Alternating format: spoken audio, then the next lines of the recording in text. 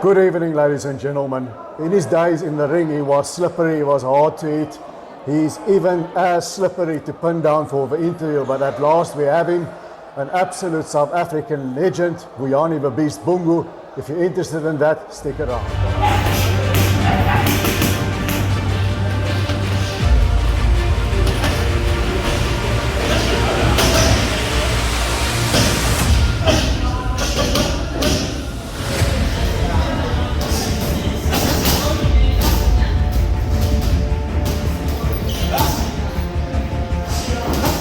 Welcome back to Druk's Unboxing. With me, the long-time IBF Junior Featherweight Champion of the world, a true South African great, Vuyani the Beast Bungu. Welcome, Vuyani. Crooks, thank you for having me in your show. Thanks for taking the time. And we all know your history in South Africa. You've been on the ballot for the International Boxing Hall of Fame for a long time. It's a very strong ballot. Hopefully you're going to get in one of these days. But take us back to the very beginning when you first started boxing. Crooks, I started boxing in 1978. I was still young, in the dusty roads of Mtanzane, living with my parents and my siblings, and my elder brother used to be a boxer, but he never turned professional. So I used to take his kid to the gym. Eventually, I was interested when I saw them gymming, training in that classroom. That's when everything started. And there was this guy in my area who used to come on the weekends with the gloves, and then we'll spar, but there was no heat, in the face. It was only in the body. Only in the body. Yes, yeah, because we're still young. Then I thought, one day, let me just go there, and see what is happening exactly. So I went there. You won't believe that the first day I got in there, the heat inside, and they gave me gloves and I spar. That's when everything started, because they saw something in me. When you are young, you go to this gym and then you go to this gym. But eventually, when I met Mzi, I went to his gym. That's when I was matured in the sport of boxing, and that's when everything went well in my career of boxing. Okay, how many amateur fights did you have? My amateur fight, I had 109 fights, losing 10 of them. The funny thing, Crook, I was always, fighting the best guy in the game. Remember those days? It was hard. I had no boxing boots to fight. I had no kit. The only thing I had was a vest and a trunk, with barefoot. But I would beat the better guys who were even competing in the amateur Olympic ranks. I remember my first fight as an amateur, I was beating one of the guys who was a South African champion in the amateurs by the name called McKinney class. And everybody started to take note of me, because they were asking, who's this guy? Where does he come from? So from that day, I never turned back. We used to fight in schools at night on Saturdays until the following day, early morning of Sundays. Then sometimes you feel like sleeping, but you cannot sleep before they call your name. Once they call your name, you must be there. Yes. In the ring. And there was no ring. They will put the desk, and as the ring. So we fight, and fortunately for me, most of my fights I was winning. Yes. Until 1986, when I was in a competition, South African Championships here in Tanzania, and I was a runner up there, because I lost in finals Then I was a runner-up. Then 1987, I was under Mzi's hand. 1987, that's when I turned professional. Okay, and that was your first fight, was at Mdantsane Stadium as a professional? Exactly. Tell us about the first fight. Were you nervous, or is it just, it's now the pros, same thing as amateurs? Or were you nervous? I was nervous because,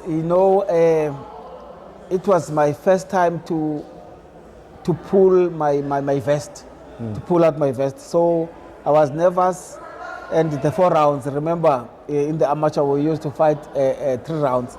And I was fighting, I don't remember the month and the date, but 20 something, 1996. I remember very well because Welcome Night I was fighting Johannes Baby Joe Mia for the South African title. Yeah. Then I was doing my first fight with a guy from Port Elizabeth. They call it Kabeja now. Yeah. So I won that fight by knockout. I don't remember whether it was first round or second round, but he never went a distance. Then from there, I never stopped. Now, when you challenged for the South African title, that was. I have to apologize. We're here outside after Steven Onchinga's fight, so it's a bit noisy, people. But we do what we can. Okay.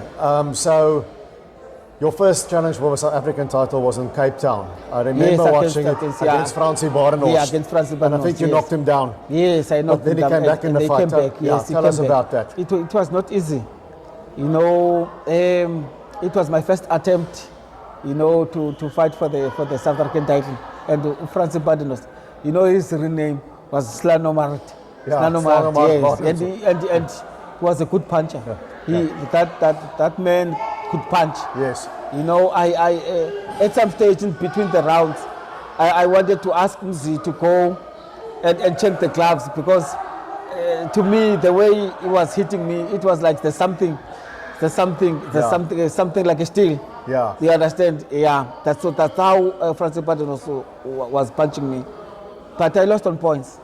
But you got the rematch a few fights later, and that was in the Orient Theatre, if I remember right. Yes. And you won it, and you became South African champion. South Africa 1990. What did you do different the second time? I used to go to Mzi's house, and Mzi, I will find Mzi there watching some videotapes of the overseas fights. And I look at this, there was this boxer called Penel Whitaker. I used to watch him the way he was fighting and everything, So I adopted that style, because Fransie Badenhorst, remember, Francie was a hard hitter. So I had to have a style to beat him. And that's what I did. And it was not easy for him because I was moving, floating. Yes. You understand? So he could not catch me. Yes. And then that's when I managed to win the fight on points over 12 rounds. And I think you made 5 defenses of a South African title. 5 defenses. Guys like tough guys. Lunga Dundu, Zolani Makubalo, I remember those names. Tough match, tough opponents. And I was growing. Each and every fight that I'm fighting, I was getting an experience until I was ready to fight internationally. Yes. After defending the title 5 times, yes. I owned the belt. Yeah. And I still have it. The old black belt. In my house. So, yes. I relinquished the title. Yes. Yeah, the South African title. Then I campaigned internationally. Yes. And let's talk about some of those fights before you became champion, because it wasn't all just one long success story. There were obstacles in the way. Yes, of course. You fought Freddie Norwood. Who at that time we didn't know how good he was. Exactly. But he became a world champion later after fighting you. Yes, yeah. And you lost a very close points decision. Very close, yes. Did you learn from that experience something that you took forward? Very much. I learned a lot in that fight. I remember because it was if I'm not mistaken, it was in Italy because Welcome was defending his title. So I was fighting him over 10 rounds. I was the main supporting power. And I gained a lot of experience. Remember, when Welcome fights, I will always spar with him. Yes, so I was gaining that, yes. So yeah, I matured to fight the international opponents. I remember that fight very well because Fred Norwood was already signed to fight for a world title. So it was a close fight, but I lost on points. Yes. Yeah, I never gave up. I never gave up, and I continued to fight some of the guys from Texas, South Padre Island, Italy, winning all these fights until I got a chance. I remember when Welcome was losing to Kennedy. Kennedy McKinney. Yes, the first fight I was there, and when he was losing to Kennedy again for the second time. I was because they were fighting in South Padre Island. Yes. Yeah, in Texas. You were on the undercard. I was on the undercard, but I was fighting a guy called Lopez. He was a Mexican. Yes. Then I knocked him, I think, second round. Yes. You know, and Welcome lost in that fight. Yes. Yes. Then eventually, you know, when I was busy training, because I will just take a rest for about a week, then come back to training. And I remember Mzi will stop me and said, "No, man, you must go back and get a proper rest." Yes. But because, you know, I didn't want to. I want to be in the gym all the time. Then there was this time when Mzi was saying, we've got a chance. You know, Rodney made all his magics. Yes. You know, to get a chance to fight for the world title. Yes. You know, I remember when Welcome, when I heard those big news, something came up to me. You know, when Kennedy when Kennedy beat Welcome for the second time. Yes. He came in a place I don't remember. He was drunk after the fight. That's when I prayed. I pray that night that if I can get a chance to fight this guy, because we can't be pretend by these guys who after the fight they get drunk and everything. We don't even smoke. We don't even drink alcohol, and then we're training hard. Then I said to myself, one day, if I got a chance, I'll beat this guy. Okay, because I was going to ask you, because now Vuyani is fighting Kennedy McKinney, right? You've seen, it's at home, but it's seen as an easy defense for Kennedy McKinney, because the world sees you, this is Welcome Nita's sparring partner now, the guy on the undercard, he beat Welcome Nita twice, and you are fighting Kennedy McKinney, and nobody is giving you a chance for that. I know Rodney was nervous. Myself, I was young then, but I thought you would give a good show, but I'm honest, I didn't think you would win. We ended up winning, and you, of course, you knew that McKinney's training habits weren't as dedicated as yours. Exactly. Put it like that, or his out-of-the-ring habits. Yeah. And you posted a massive upset. It was the Ring Magazine's 1994 upset of the year. Yes. The only other South Africans who won it was Gerry Coetzee for Michael Dokes and Corey Sanders for Klitschko, and you won it as well. Tell us about the Kennedy McKinney fight that night at the Carousel when you won the world title. You know, Kennedy knew only Welcome. As you said, that they know me as a sparring partner and everything.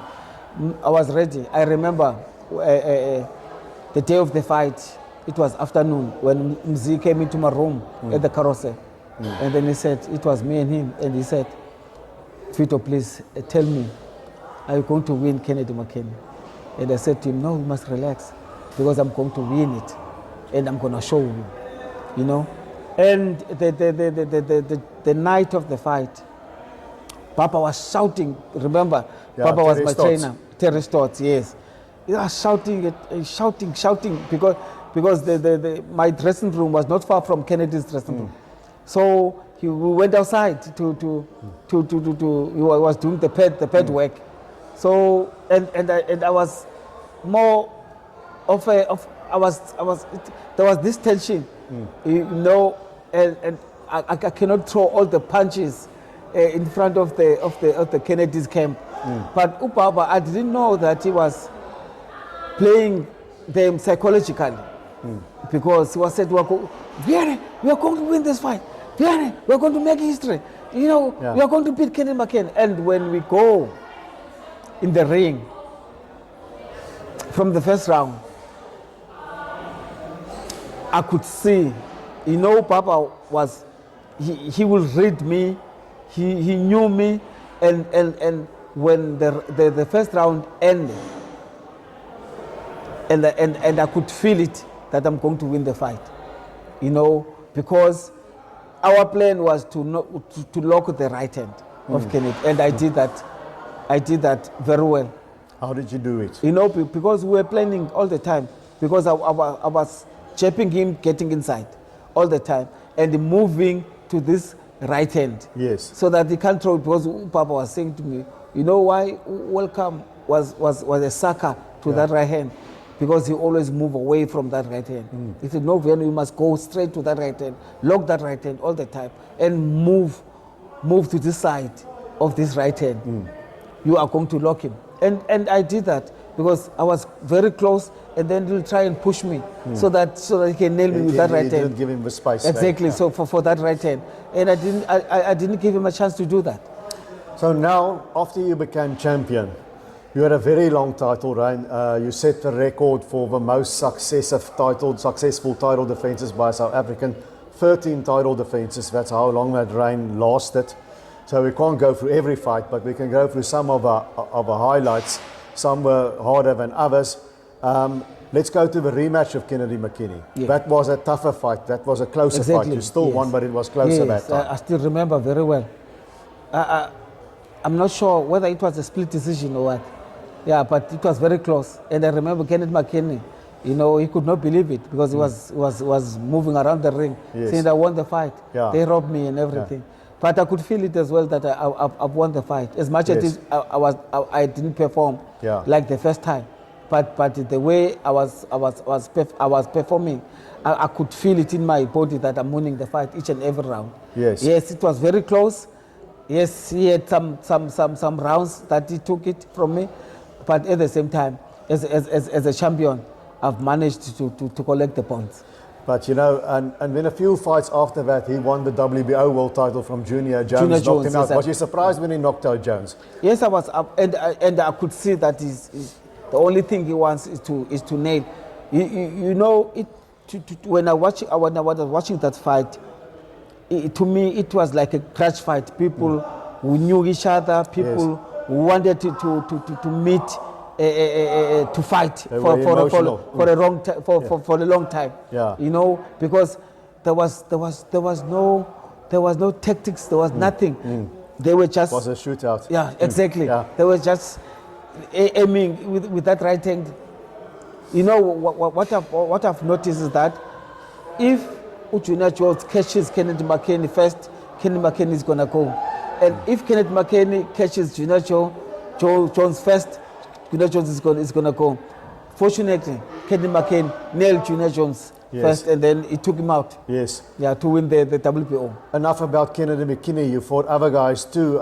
Jesus Salud. He was a tough guy, former champion. Tough guy. You know, remember Salud. He fought Welcome, and he fought Kennedy McKinney as well. So for me to defend to him, you know, I had to train very hard. Because I knew that he's a good boxer and he's a disciplined boxer as well, you know. So we became friends after the fight, after beating him on points, and it was not easy. But for the first time to have a cut in a fight, you know, I was bleeding. Yes. You know, and Umzi, I remember was shouting in the corner.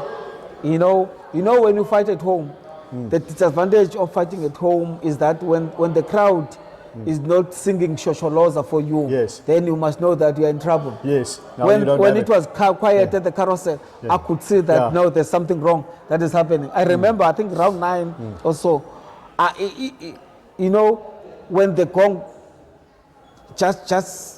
when the gong was like, we must go and fight. Yes. When the gong rang, I went straight to him. I remember slipping his jab and then coming back with my right hand, and I catch him. And you know, because I was already tired, I could not stop. But I caught him with that right hand, and it was dizzy. For the first time, Salud be dizzy in a fight, you know. So I went full 12 rounds with him, although it was not easy, but I won him. Unanimous. And then another big one for you was in Atlantic City on Hamed and Makalo's undercard. Exactly. Yes, I was. About you fought Danny Romero. Danny Romero is a big deal in America. They liked him there in New Mexico, I think. And tell us about the Danny Romero fight. That fight was tough. remember, to be a champion and be booed when you're coming in the ring, because Romero was their ace. Yeah. And he had all the Mexican behind him. Yes. So it was tough. More of a but I've tactical managed. fight. You took all his offense away. Yeah, it was all about who makes is gonna pay for his mistake. It was like that. So I've managed to push him back. Yeah. I managed to push him and counter him and everything. And I've won that fight on a unanimous decision, if I'm not mistaken. But it was tough. It was tough. And after the fight, we had supper together. A very nice guy like Salud. Yes. We had friends, we exchanged numbers and everything. But the unfortunate part is that when I came here, my mother, when he was doing a washing and everything, he put my tracksuit on the machine. Washing machine, and the numbers just gone. That's what. Romero, if you're listening to it, but send the number again. Yeah. Yes. Now, you've made 13 title defenses. The 13th one was a guy you beat before, Victor Lorena. You stopped him. Yeah. That was aside. Then you had this big payday in England against Prince Naseem Hamed, moving up a weight division. Yes. It didn't go your way. What went wrong on the night against the Prince? I will tell you the honest truth. The stage. I think the stage affected me, and I think more than anything else, the way the training was not okay. I was not in me in that fight. You can see even when I was coming from the dressing room. Yes. Yeah, I remember very well, so many things went wrong in that fight. Yeah, in the process of the preparations. But I'm not the guy who got the excuses and everything. I remember coming with, when I was in the ring, he was coming, we knew the style when he's coming to the ring.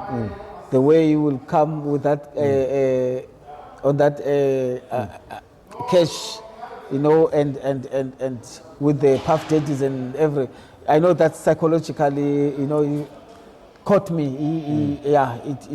That went well for him, and for not fighting for about a year and 4 months, after relinquishing the IBF title. That, of course, had an impact. Yes. In me. But nevertheless, I was ready, and I thought I'm going to take him out. But the way when I will watch him before the fight, and say, hey, this guy, he's so elusive, man.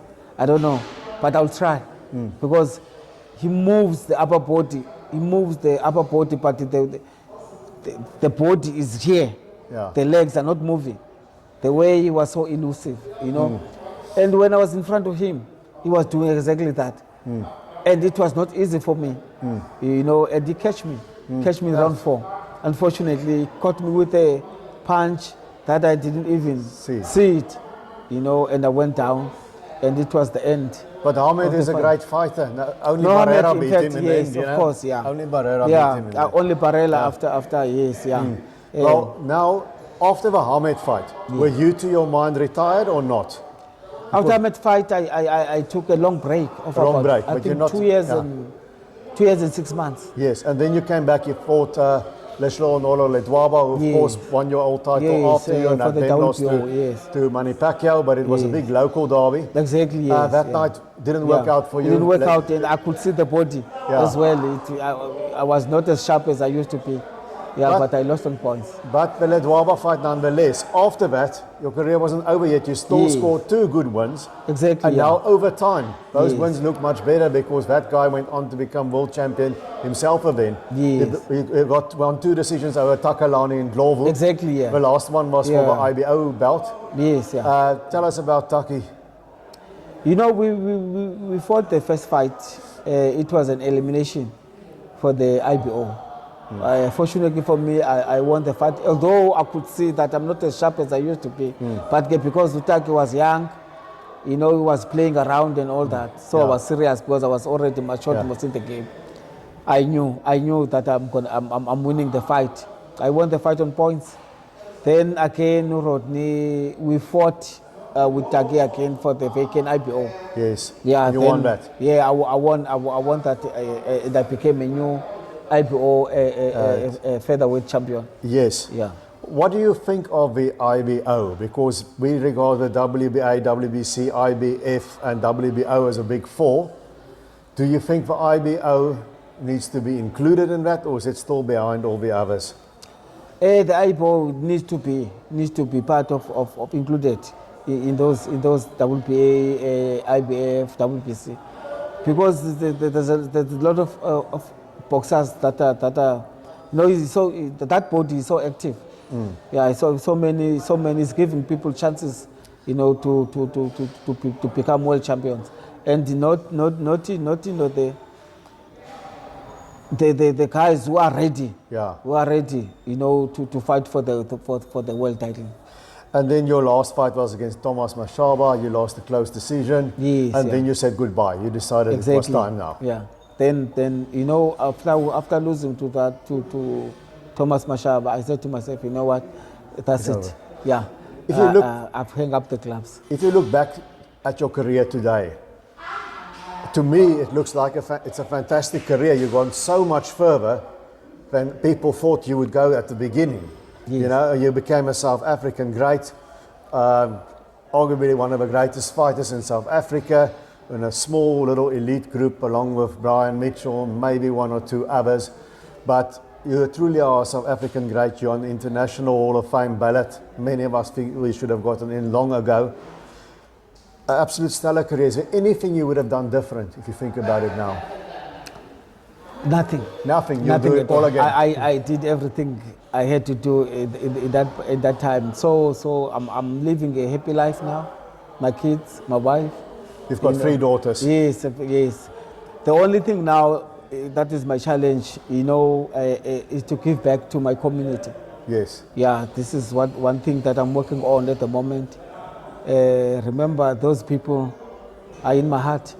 Yes. So I'm starting from the grassroots level. Young boys, age of 10, 12, 13, 14, 15. Yeah, I'm busy with them now. In boxing? In boxing, yes. Yeah, because I cannot, I'll be selfish if I can just leave boxing and not belong back to the young ones. Because you were having a career as a professional trainer. Do you still do that, or you know more on the kids? Yes, sometimes they do hire me. Those who want to hire me and be available to do that. But where I'm at right now, I'm busy with the young boys. Okay. Yeah, the young ones, and fortunately for me, I've been appointed by the Minister of Sport as the ambassador. Okay. It's South African ambassador. Okay. Champ, ndiyabulela bekumnandi ukuthetha nawe enkosi ngexesha lakho. Thank you, Vuyani Bungu. Thank you so much. Thank you so much. Thank you so much. Guys, remember, like, subscribe, and we are going to bring you some more big names on the channel. Thank you, Vuyani. You're welcome, bro.